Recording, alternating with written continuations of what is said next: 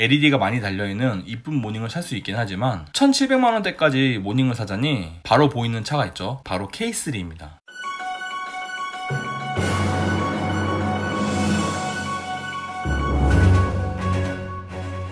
안녕하세요. 가격표본님께 차파고입니다. 2부에서는 차파고가 제안하는 최상의 가성비 조합에 대해 설명드리겠습니다. 최대한 저렴하게 타고 싶다 싶으신 분이라면 스탠다드의 컨비니언스 멀티미디어 패키지 추가하셔가지고 1315만원에 구매하시는 걸 추천드립니다. 일단 마이너스 옵션을 사실 분은 모닝에다가 사제 휠 타이어, 사제 카메트, 사제 오디오 하실 분만 고르세요. 그 외에는 마이너스 할 필요가 없습니다. 이거 20만원밖에 안 깎아주고요. 스탠다드 등급이 좀 아쉬운 게 있을 수는 있지만 그래도 잘 살펴보면 웬만한 옵션은 다 있습니다. 일단 자동 변속기도 기본 적용되어 있고 전 좌석 창문도 닭다리가 아닌 전동식 버튼이기 때문에 남들 태워도 부끄러울 게 없습니다. 그럼에도 불구하고 50만원짜리 컨비니언스를 넣어야 하는 이유는 가격 대비 구성이 좋기 때문인데요. 스마트키 자체가 원래 25만원 정도 하는 옵션이거든요. 그럼 나머지 옵션들이 25만원이란 소린데 열선 가죽 스티어링에 슬라이딩 콘솔 암레스트가 운전하면서 매번 손으로 만지고 기대는 옵션이기 때문에 체감되는 좋은 점이 많은 부분입니다. 또한 여성분들의 경우 운전석 선바이저 대형 거울과 뷰티 무드 조명이 만족도가 꽤 높은데요. 그렇기 때문에 컨비니언스는 웬만하면 꼭 넣는 걸 추천드립니다. 그리고 제가 웬만해선 기본 옵션에서 멀티미디어 패키지 같은 거 추천드리지 않는데요. 왜 그러냐면 이런 건 그냥 싸제로 작업하는 게 훨씬 낫거든요. 그런데 이번엔 70만원짜리 멀티미디어 패키지 웬만하면 넣으시는 걸 추천드립니다. 애플 카플레이나 안드로이드 오토를 사용할 수 있는 8인치 디스플레이와 주차할 때 편한 후방 카메라, 블루투스 핸즈프리까지 들어오기 때문에 이거는 그냥 무시하고 넘어갈 수가 없습니다. 거기에 스티어링에 추가되는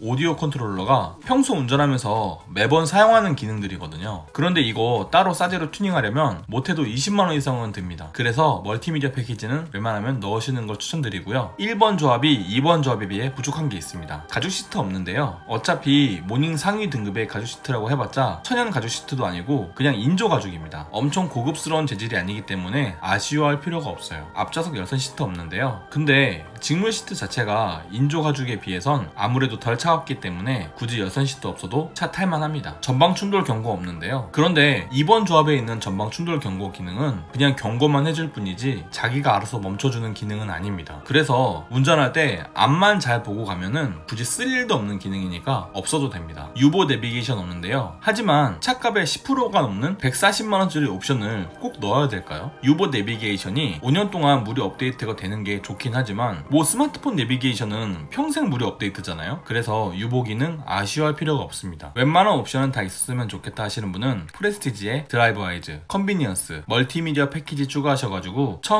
1565만원에 구매하시는 걸 추천드립니다. 1번 조합에서 시트 높이 조절이 마음에 걸렸다면 그냥 프레스티지 오셔야 됩니다. 저라면 진짜 이 높이 조절 하나 때문이라도 프레스티지 고를 것 같아요. 스탠다드가 되면서 전 좌석 가죽 시트로 바뀌고 앞좌석 열선 시트가 되면서 운전석에는 통풍 시트도 들어오기 때문에 실제 운용 시 만족도가 높아지고요. 드라이브 와이즈 1도 55만원으로 싼 옵션은 아니지만 안에 들어있는 기능만 놓고 보면 절대 손해는 아닙니다. 전방 충돌 경고나 전방 충돌 방지 보조는 앞차 박는 사고 한 번이라도 막아주면 바로 이득이고요. 사각지대 차량의 상황을 알려주는 후측방 충돌 경고도 초보 운전자라면 매우 덕을 많이 보는 옵션이에요. 이것들만 넣어주고 55만원 받기는 뭐 했는지 4.2인치 컬러 LCD 정보창까지 들어오기 때문에 드라이브 와이즈 1은 웬만하면 넣는 걸 추천드립니다. 멀티미디어 패키지는 140만원으로 스탠다드의 70만원에 비해 무려 2배나 비싸져서 깜짝 놀랄만 하지만 일단 정식 내비게이션으로 바뀌면서 자동으로 무선 업데이트 되기 때문에 그렇습니다. 거기에 유보 기능이 추가되었기 때문에 미리 시동도 걸 수 있고 스마트폰으로 검색한 목적지를 미리 보내놓을 수 있는 점도 실사용 시 편한 부분이에요. 또한 25만원 상당의 하이패스 룸미러와 오토 에어컨까지 들어오기 때문에 어찌 보면 스탠다드의 70만원짜리 멀티미디어 패키지보다 가성비가 좋다고 볼 수도 있습니다. 2번 조합이 3번 조합에 비해 부족한 게 있는데요. 후측방 충돌 방지 보조 없습니다. 하지만 지금의 충돌 방지 경고만으로도 안전운전에는 충분합니다. 차선 변경하려고 할 때 차가 삑삑거리면 일단 사람이 먼저 브레이크를 밟아주면서 조심해주면 되고요. 굳이 비싼 돈 주고 40만원짜리 드라이브 와이즈 2 달 필요 없습니다. 각종 인테리어 재질이 좀 떨어지는데요. 그런데 모닝에 뭐 가죽 덮여지고 하이그로시 들어가봤자 해봤자 뭐 얼마나 고급스러워지겠어요. 이런 장기 수레는 굳이 목맬 필요가 없습니다. 크루즈 컨트롤 없는데요. 하지만 요즘 나오는 차들 같이 스마트 크루즈 컨트롤은 아닙니다. 그렇기 때문에 시내 운전에서는 아예 쓸 일이 없어요. 프로젝션 헤드램프 없습니다. 프로젝션 헤드램프가 이뻐 보이긴 하죠. 하지만 일반 벌브 타입의 헤드램프도 저녁에 운전하는 데는 큰 차이 없습니다. 겉멋이 중요하지 않다면 고를 필요 없는 옵션이에요. 풀옵션에 가까운 조합은 없을까 싶으신 분이라면 시그니처의 드라이브와이저 2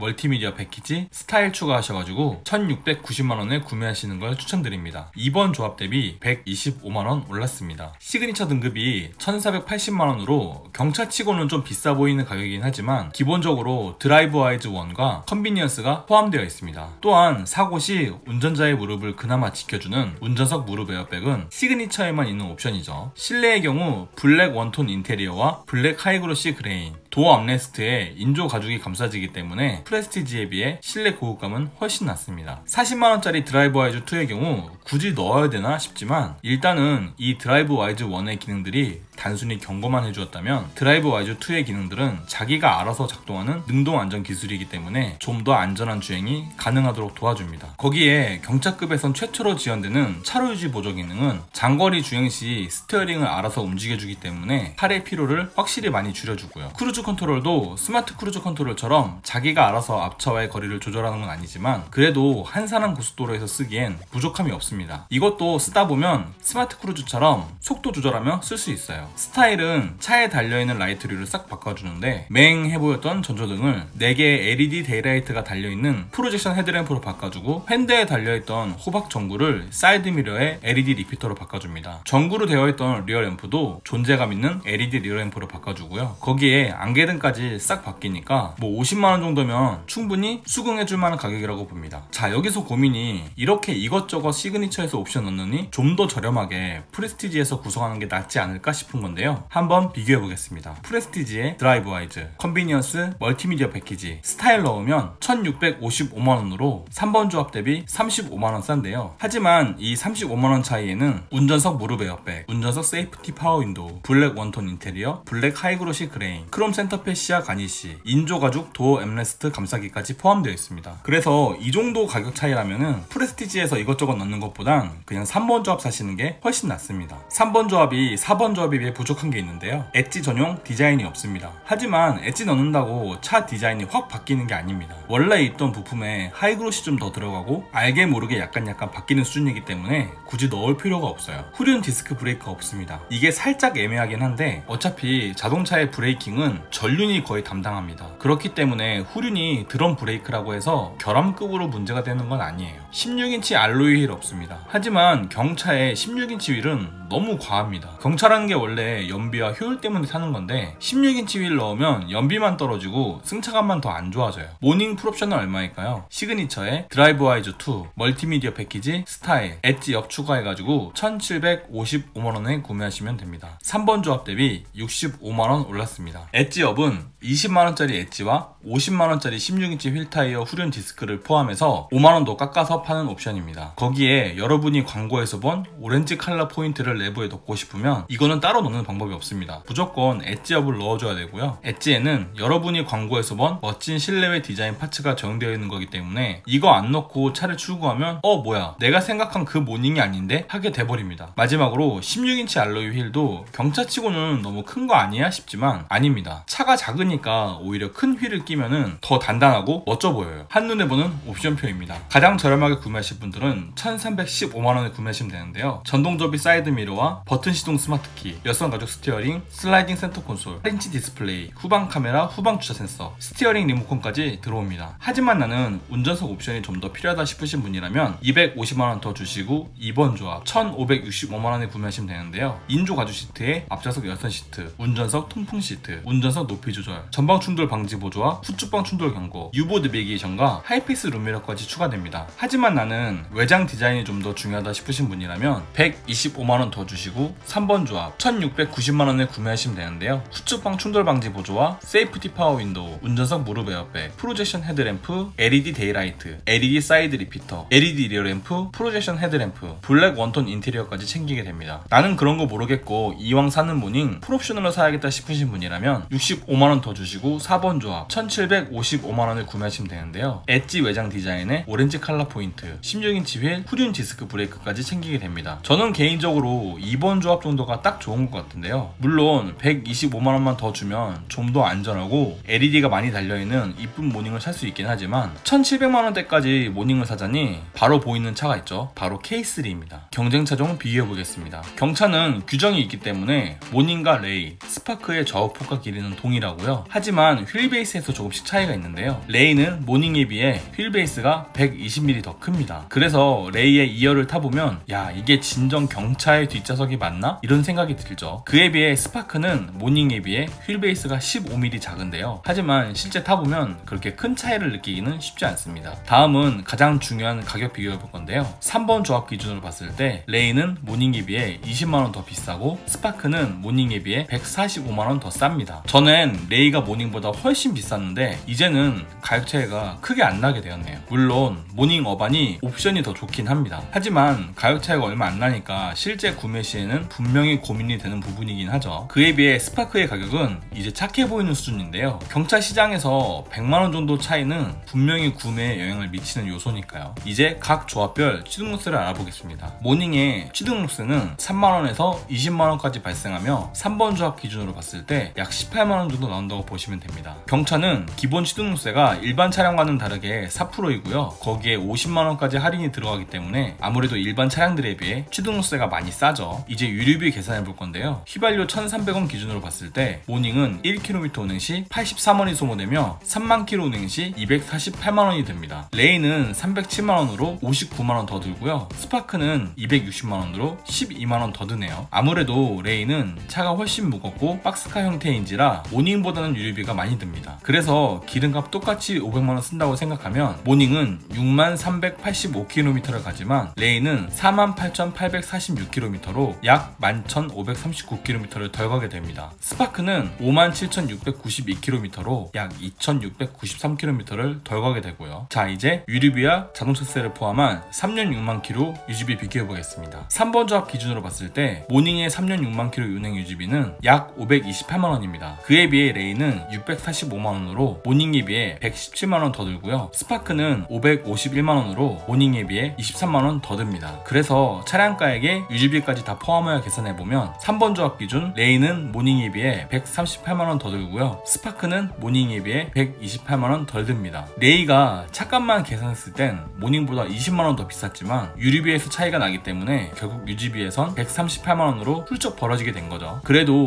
모닝이 예전에 비해 많이 비싸진 건 틀림없는 사실입니다. 마지막으로 성능 비교해보겠습니다. 모닝과 스파크의 주행 성능 차이는 거의 없습니다. 하지만 초반 가속 시에는 스파크가 무단 변속기라서 좀 더 잘 치고 나간다는 느낌이 있긴 하더라고요. 레이는 아무래도 차가 무겁기 때문에 모닝에 비해선 좀 답답하긴 합니다. 가격표 한 줄평 하겠습니다. 장점은 준중형급 옵션이 들어왔지만 단점은 준중형급 가격이 되어버렸습니다. 이로써 차파고가 제안하는 최상의 가성비 조합은 끝났고요. 어떤 차를 구매하실지 마음의 결정은 되셨나요? 도움이 되었다면 구독과 좋아요, 도움이 되지 않았다면 싫어요를 꼭 눌러주세요. 그리고 더 궁금한 사항이 있으시다면 카카오톡 오픈 채팅방, 차파고 채팅방으로 와주세요. 감사합니다.